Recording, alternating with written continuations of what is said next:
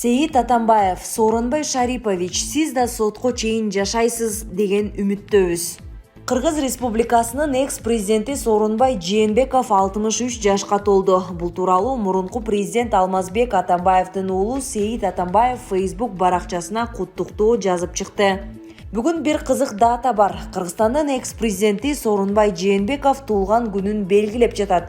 Үмүт деген ысымдуу жигит каза болду жана ондогон мекендештерибиз майып болушту. Ал күн жөнүндө эмне деп ойлойт билбейм.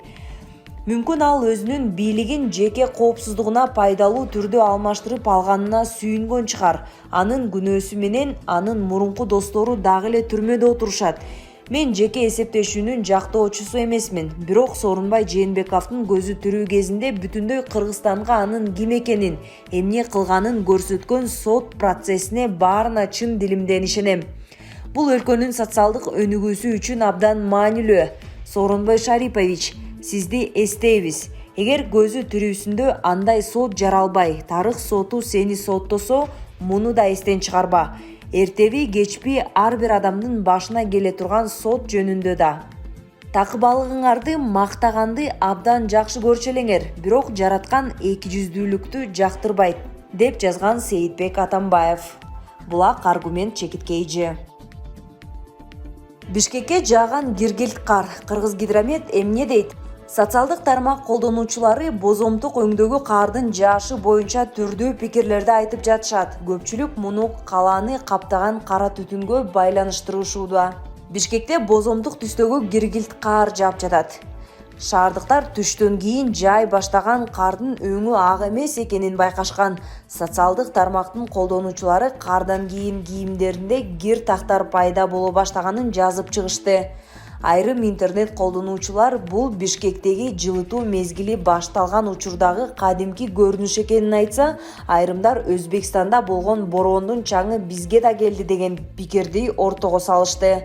Бирок Кыргызгидромет өлкөбүздө аба нымдуу болгондуктан бороондун чаңы кардын түсүнө эч кандай таасир эте албастыгын билдирди. Синоптиктер мунун себебин түшүндүрө элек. Булак Спутник чекиткейжи. Апрель революциясында каза болгон Баатырдын кызы Адахан Мадумаровго жооп кайтарды.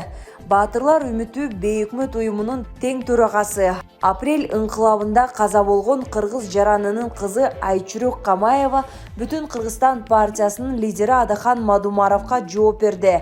Анын билдирүүсү төмөндө келтирилген. Урматтуу Адахан Кимсанбаевич, апрель окуясында курман болгондорду каралоо максатында айткан сөздөрүңүзгө жооп бергим келет. Биринчиден, бул окуялар боюнча сот 6 жылдан бери жүрүп жатат. Күнөөлүүлөр аныкталды. Экинчиден, айтайын дегеним, ошондо кандуу күч атамды өлтүрдү. Ок жүрөккө тийип, ички органдарын талкалап салган. Мен өзүм өлүкканадан анын сөөгүн көрдүм. Үй бүлөбүздүн ошондогу окуяларын сөз менен айтып жеткирүү мүмкүн эмес. Атам олигарх эмес, чоң кызматтарды ээлеген эмес. Бирок анын эң жакшы сапаттары бар эле. Ал акылман, жөнөкөй жана чынчыл, чыныгы мамлекеттик ишмер болгон. Тирүү болгондо азыр сиздей болуп бала чака, неберелердин курчоосунда олтуруп жашоонун рахатына бөлөнүп жүрмөк. Жакындарын жоготкондордун сезимдерин айтып жеткирүү кыйын.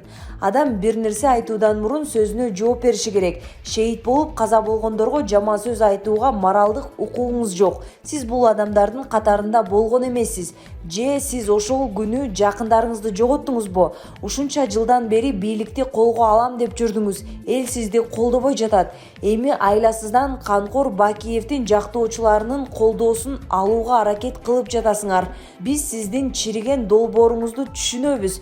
Эми кимдин ким экенин эл билет. Бийликке, байлыкка умтуласыз. Мекен үчүн курман болгондорду, алардын үй бүлөлөрүн кордойсуз.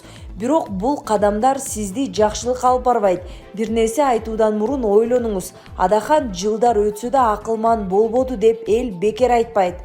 Эске сала кетсек, буга чейин Адахан Мадумаров үгүт иштеринде апрель революциясында курман болгон жигиттер аянттан атылган эмес деп айткан. Каза болгондордун сөөгүнөн алынган бир да ок кыргыз аскерлеринин курал жарактарынан атылган эмес. Октун көбү арт жактан тийген. Алар аңчылык куралын колдонушканы аныкталды, деди ал. Булак Осмон Чекит Медиа. Жаңы конуштун тургундары айланма жолду тосуп алышты. Бишкектин жака белиндеги алтын казык менен теңдик конуштарынын тургундары айланма жолду тосуп алышты. Окуя болуп жаткан жерден тартылган видео Короче Telegram каналына жүктөлдү. Жашоочулар таштанды төгүүчү жайдын аймагындагы трассаны жаап салышты. Алар 2 күндөн бери үйлөрүндө электр энергиясынын жогуна нааразы дешти күбөлөр. Аталган конуштарды Түндүк электр ишканасы тейлейт. Компания жарык өчүрүлгөнүн тастыктап, мындай чара тургундардын карызы үчүн көрүлгөнүн белгиледи. Ушул тапта ишкана түшүндүрүү иштерин жүргүзүп жатат. Ал эми Чүй облустук милициясы жолдун жабылганы боюнча маалыматты тактап жатканын кабарлады. Булак Назар Ньюс Чекиткейчи. Бул байкенин аты Бакыт. Манас аэропортунда 20 жылдан бери такси айдайт экен. Мага башынан өткөн кызык окуяны айтып берди. 2008-жылы Чыңгыз Айтматов каза болгондо Кыргызстанга аябай көп чет элдиктер келиптир. Бакыт байке аларды жаны тынбай ташып, эсинде 2 адам калган экен. Бири япониялык болчу дейт. Ал атайын Айтматов менен коштошкону ат арытып келип, аны салып алып мейманканадан орун таппай кыйналганын күлүп эскерди. Экинчиси Орусиядан келген бир бомжко окшош киши эле дейт. Ал жөн салды келген киши го деп Бакыт байке ага алгач маани бербегени менен машинесине отурганда сураса, ал Айтматов менен коштошууга келген Орусиянын жөнөкөй эле окурманы экенин айтыптыр. Таң калган таксичи жазуучусуңбу же адабиятчысыңбы деп сураса, жөн эле окурманы, буйрманы болчумун дептир. Каңырыгы түтөгөн тиги адам анан агада мейманкана издеп бир да орун таппай Бакыт байкенин аргасы кетет. Ал маалда таксичи агабыздын балдары жаш шаар четинде жаңы конушта 3 бөлмө чакан жерде тамдын курулушу жаңы баштап. Айласы кетип, сага жатакана тамак аш бекер эле болсун, бензиниме эле акча төлө. Каалашынча жатып тажыяга катышып кет деп өзүн Сергей деп тааныштырган жупуну кийинген окурманды үйүнө алып барат. Кыргыздын той топуру көп эмеспи? Ал маалда таксичи байкени ар ким тойго чакырып, тигил мейманын кошо ала жүрөт. Бирок ким экенин, кайда иштерин такыр сурабаптыр. Кетеринде Айтматовдун буйрманы байкеге ыраазычылык билдирип, колуна 30 000 рубль карматат. Ошол кездеги $1000 болчу дейт. Таң калтырып таксичи. Көрсө ал орусиялык окурман өз шаарындагы тың бизнесмен экен. Бакыт байкеге кийин дагы 40 000 рубль салып, кышкы калбай үйүн жылуулап алуусун айтат. Тигил мейманы кийин Бакыт байкенин машинасы эскирип, жаңы алуу зарылдыгы чыгат ишинен улам. Ары бери карыз сураса чыкпайт. Акыры Сергейге СМС жазат. $5000 берип тур, чогултуп кайра берем деп. Сергей дароо эле рубль менен акчаны салып жиберет. Бакыт байке жанын чаап иштеп 5000ден 3000 чогултат да жаңы жылдын алдында Сергейге кайра СМС жазат. Азырынча 3000 ала туруусун, калганын кийин берерин айтып, Сергей дароо эле колуңдагы акчаны үйүңдү толук бүтүр же бизнеске сал, менин Айтматовду тааныткан ардактуу кыргызым деп жооп жазган экен. Ыйладым дейт Бакыт байке, аялы экөө ыйлашыптыр. Айтматов каза болсо да анын арты менен Орусиядан бир тууган тапканын айтып берди мага жолду катар. Айтматовго абдан ыраазы экен. Бактыгүл Чыныбаева.